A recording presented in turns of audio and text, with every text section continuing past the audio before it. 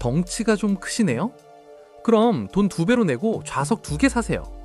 이게 지금 미국 항공사에서 실제로 벌어지고 있는 일입니다. 황당하시죠? 그런데 한쪽에서는 또 이코노미석 3개 붙여서 침대처럼 쓰세요 라며 이른바 눕코노미를 내놓기도 하거든요. 도대체 항공사들이 왜 이렇게 극과 극의 행보를 보이는 건지, 우리가 알던 가성비 비행의 시대가 정말 끝난 건지 오늘 싹 다 정리해 드릴게요. 사건의 발단은 미국의 한 저비용 항공사가 내놓은 체격 제한 정책이었어요. 쉽게 말해 팔걸이를 기준으로 내 몸이 옆자리로 조금이라도 넘어간다? 그럼 그 자리까지 사라는 거예요. 내 돈 내고 타는데 신체 비하 아니냐는 비판이 쏟아졌죠. 하지만 항공사 입장은 단호합니다. 옆 사람의 공간권도 중요하다. 이건 안전의 문제다라고 맞서고 있는 상황이에요. 실제로 유명 작가 맥 앨리스는 비행기 타기 직전에 좌석 하나 더 사기 전엔 못 탄다는 통보를 받아서 큰 수치심을 느꼈다고 폭로하기도 했는데요.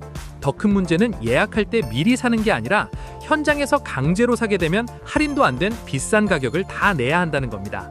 승객 입장에서는 그야말로 날벼락인 셈이죠. 비행기표 한 장 가격도 비싼데 갑자기 2배를 내라니 기가 막힐 노릇인 거예요. 이게 단순한 서비스 논란처럼 보이지만 사실 핵심은 공간입니다.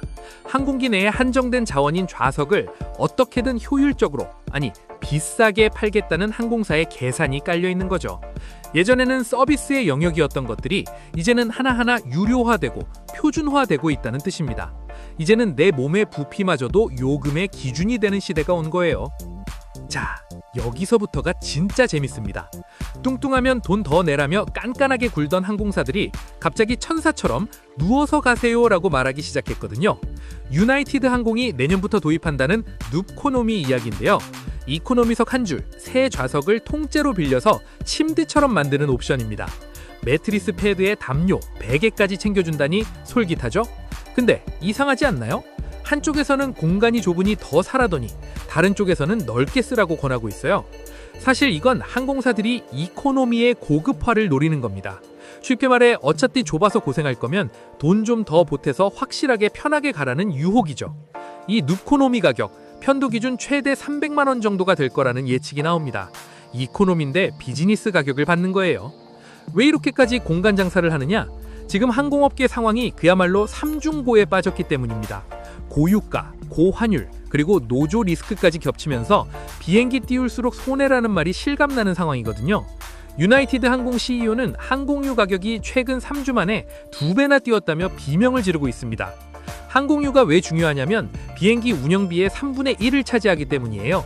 그런데 이란과 이스라엘 전쟁 여파로 기름값이 천정부지로 솟고 있잖아요.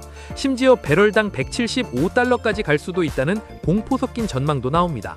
기름값이 오르면 항공사는 티켓값을 올릴 수밖에 없고, 그러면 손님은 줄어드는 악순환에 빠지는 거죠. 여기에 환율까지 도와주질 않습니다. 우리나라 항공사는 원화로 벌어서 달러로 쓰는 구조거든요. 비행기 빌리는 값, 리스료, 정비비, 보험료 전부 달러로 결제합니다. 환율이 10원만 올라도 대한항공 같은 대형 항공사는 수백억 원의 손실을 봅니다. 지금처럼 고환율이 유지되면 앉아서 돈을 까먹는 수준인 거예요. 자, 상황이 이렇다 보니 항공사들이 내린 결론이 뭐냐? 적게 태우더라도 돈 많은 사람을 제대로 태우자입니다. 수익성 낮은 이코노미 좌석을 과감하게 쳐내기 시작한 거예요. 실제로 2020년 이후 미국 내 비즈니스, 퍼스트석 공급은 27% 늘었고 이코노미는 고작 10% 는 데 그쳤습니다. 심지어 어떤 최신 기종은 이코노미 비중이 원래 58%였는데 지금은 40%까지 줄어들었어요. 그 빈자리를 누가 채우느냐? 바로 프리미엄 이코노미나 비즈니스석입니다. 좁은 자리에 다닥다닥 붙어서 가는 일반 승객보다는 비싼 값을 기꺼이 지불하는 우량 고객 위주로 기내 구조를 싹 바꾸고 있다는 분석이에요. 그러니까 아까 말한 체격 제한 정책이나 눕코노미 드립이 다 같은 맥락인 겁니다.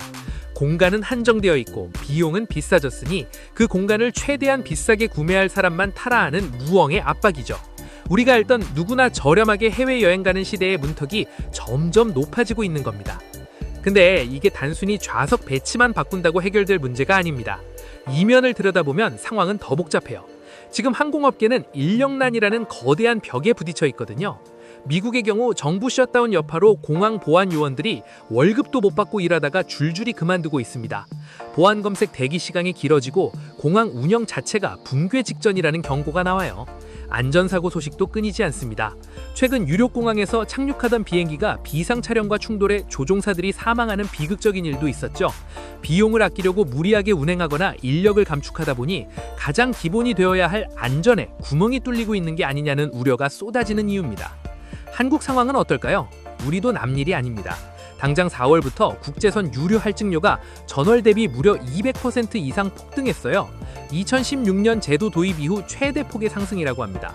유가가 오르니 항공사들이 그 비용을 고스란히 승객의 유료 할증료라는 이름으로 우리 지갑을 털어가는 거죠. 기가 막힌 도돌이표죠. 이게 결국 항공판 양극화로 이어질 거라는 분석이 지배적입니다. 돈 있는 사람은 더 비싼 돈을 내고 침대 같은 자리에서 편하게 가고, 평범한 서민들은 비싼 유류 할증료를 내면서도 더 좁아진 이코노미석에서 팔거리 전쟁을 치러야 하는 현실 말이에요. 하늘길에서도 계급이 나뉘고 있는 셈이죠. 그럼 우리 생활엔 어떤 영향을 미칠까요? 일단 해외여행 계획하셨던 분들 예산 다시 짜셔야 할 겁니다. 티켓값 자체가 오르는 건 물론이고 무료라고 생각했던 수화물이나 좌석 지정 같은 서비스들이 앞으로는 더 깐깐하게 유료화될 가능성이 높아요. 이제는 가방 무게뿐만 아니라 내 몸무게까지 걱정해야 할지도 몰라요.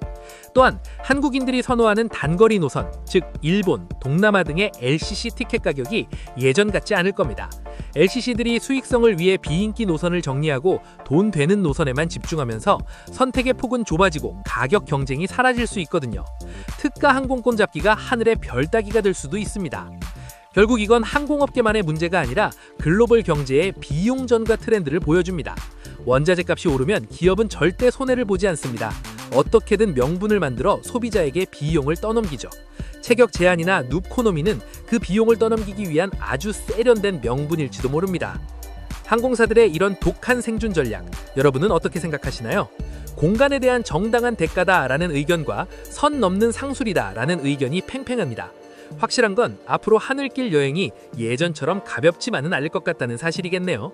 오늘 영상 여기까지고요. 다음 영상에서 만나요. 감사합니다.